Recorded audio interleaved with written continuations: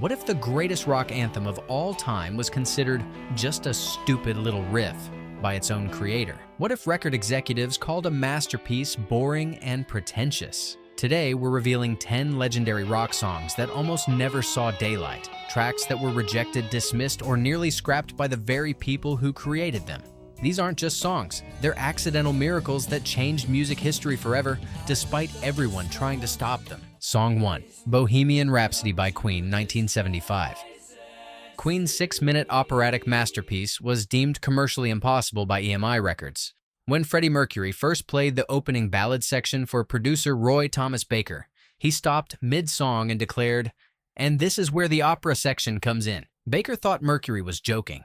Even bassist John Deacon privately feared that releasing Bohemian Rhapsody would be the greatest error of Queen's career. EMI executives were horrified.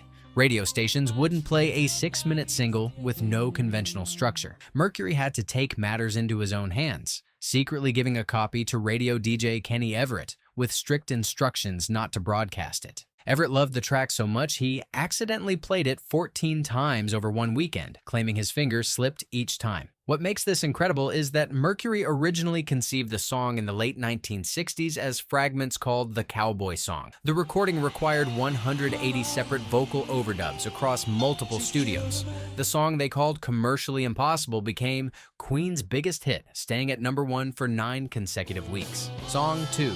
Stairway to Heaven by Led Zeppelin, 1971. Shocked Atlantic Records executives who couldn't understand why Led Zeppelin refused to edit their 8-minute epic.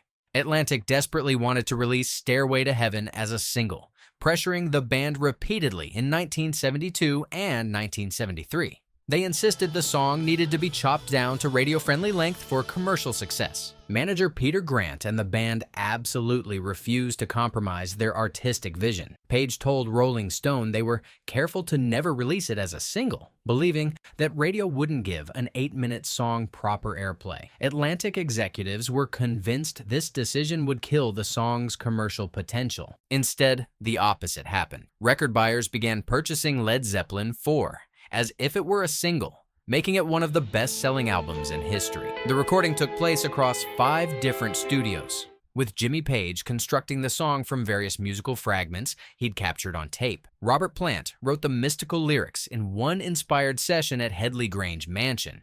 By refusing to compromise, Led Zeppelin created a masterpiece that proved artistic integrity could triumph over commercial pressure. Song 3. Sweet Child O' Mine by Guns N' Roses, 1988. Slash's stupid little riff was initially dismissed by everyone, including himself. During a jam session in 1987, Slash was mindlessly playing what he considered a throwaway guitar exercise. When the other band members started adding chords behind it, Slash couldn't believe they were taking it seriously. Bassist Duff McKagan called it like a joke and wondered, "What is this song? It's gonna be nothing." They considered it filler material for their debut album. Even Slash labeled it a sappy ballad when Axl Rose added romantic lyrics about his girlfriend Erin Everly. Producer Spencer Proffer had to convince them the song had potential, adding the famous "Where Do We Go Now?" ending when the band couldn't figure out how to finish it. Geffen Records' Tom Zutaut specifically wanted to bury the track deep in the album, fearing it would damage their street-credible reputation. The irony deepens when you realize Axl's lyrics came from a poem about Erin Everly, daughter of Don Everly from the Everly Brothers. The song they almost threw away became their only #1 hit and launched them to superstardom. Song 4. Smells Like Teen Spirit by Nirvana, 1991. Began as Kurt Cobain's attempt to write the ultimate pop song, but he was convinced it was too commercial and formulaic. Cobain worried the track sounded too much like a Pixies ripoff and considered it his least favorite song on Nevermind. He originally wrote it as a sarcastic commentary on teenage apathy, never expecting it to become an anthem. Producer Butch Vig had to convince the reluctant Cobain to keep working on the song during recording sessions. Cobain thought the chord progression was too simple and the lyrics too obvious. He feared other musicians would mock him for creating something so deliberately mainstream. The band's record label, DGC, was initially unsure about the song's commercial appeal, considering it too aggressive for radio. The song's title actually came from Bikini Kill's Kathleen Hanna, who had spray-painted "Kurt Smells Like Teen Spirit" on his apartment wall, referencing the deodorant brand, not knowing Cobain had never heard of it. The iconic music video was shot for just $33,000 in a high school gymnasium. The song he tried to dismiss as formulaic accidentally launched grunge into the mainstream and made Nirvana the voice of a generation, much to Cobain's dismay. Song 5, Creep by Radiohead, 1992. Radiohead's breakthrough hit was so hated by guitarist Jonny Greenwood that he tried to sabotage it during recording. Greenwood found the song's straightforward structure boring and attempted to ruin it by adding jarring guitar blasts right before each chorus. He hoped these deliberate disruptions would make the song unusable. BBC Radio 1 initially rejected Creep as too depressing for daytime radio, leaving it to flounder on the charts. The band themselves considered it their worst song and rarely performed it live. Tom York was embarrassed by its simple chord progression and conventional rock structure, feeling it didn't represent their artistic vision. The song's resurrection came through an Israeli DJ who discovered it and started playing it regularly. This international airplay gradually built momentum back to the UK and America. What's fascinating is that Greenwood's sabotage attempts actually became the song's most distinctive feature.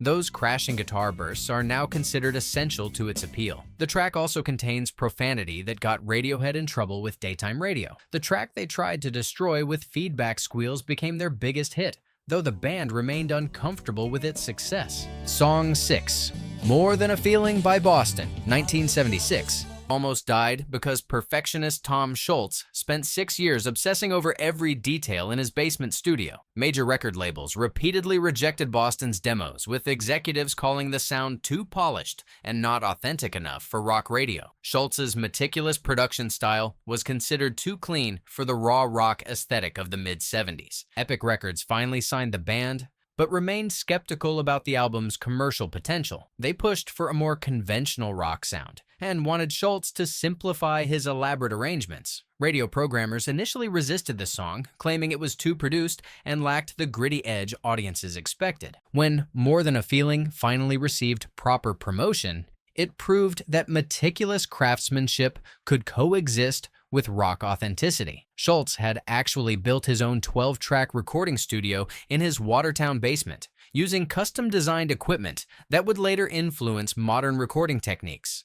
The guitar sounds were achieved through his self-built Rockman amplifier, which became a commercial product. His basement perfectionism had created a new template for arena rock production that countless bands would later emulate. Song 7, Free Bird by Lynyrd Skynyrd, 1974. Lynyrd Skynyrd's 9-minute epic was considered too long and too southern for national radio success. Record executives at MCA Records were convinced that northern rock audiences wouldn't connect with the song's distinctly southern themes and extended guitar solos. They pressured the band to edit it down to a more radio-friendly length. Producer Al Kooper had to fight the label to include the full version on their debut album. MCA executives argued that no rock song needed 3 guitar solos, especially from a relatively unknown southern band. They feared the song's length would prevent radio stations from playing it during crucial drive time slots.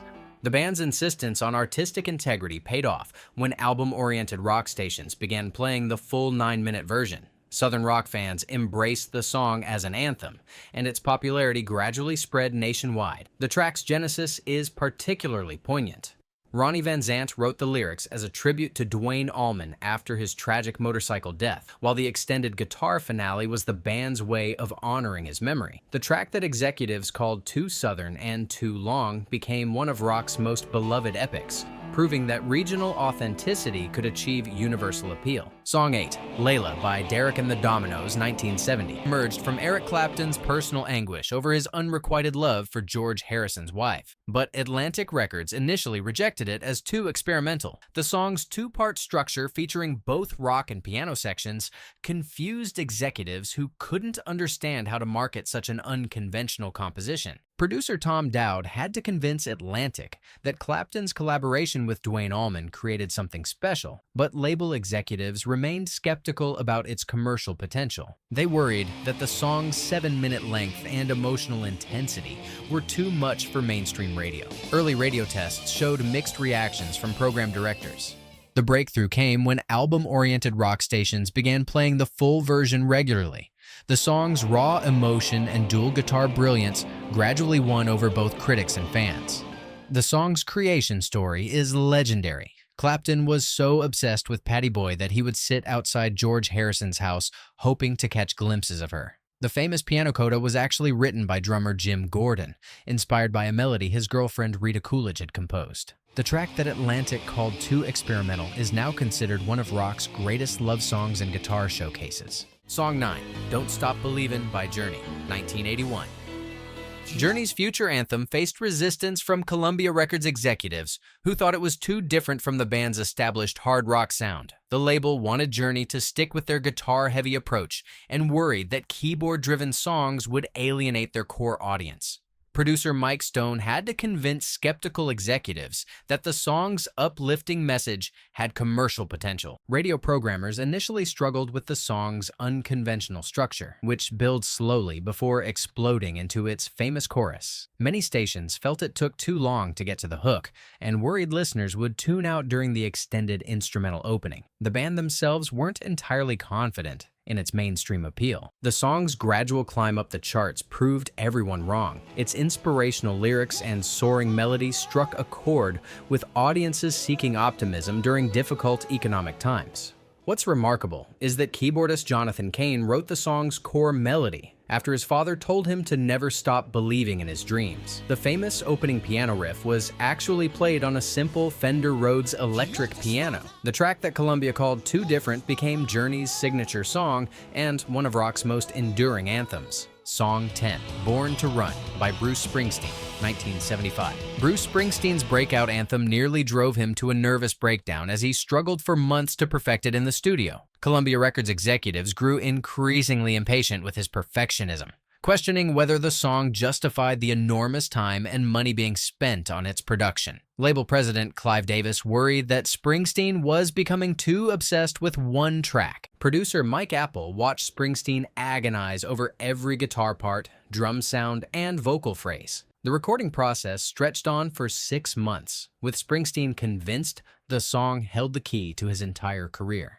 He feared that if Born to Run failed, his dreams of rock stardom would die with it. The song that nearly broke Springsteen's spirit became his first top 40 hit and launched him to superstardom. Its wall of sound production and cinematic lyrics captured the American dream perfectly. Springsteen famously rented the same Fender guitar used on classic Phil Spector recordings to achieve that massive sound. The saxophone solo was performed by Clarence Clemons in a single take that lasted nearly 2 minutes. The track that executives called overproduced established Springsteen as rock's great storyteller.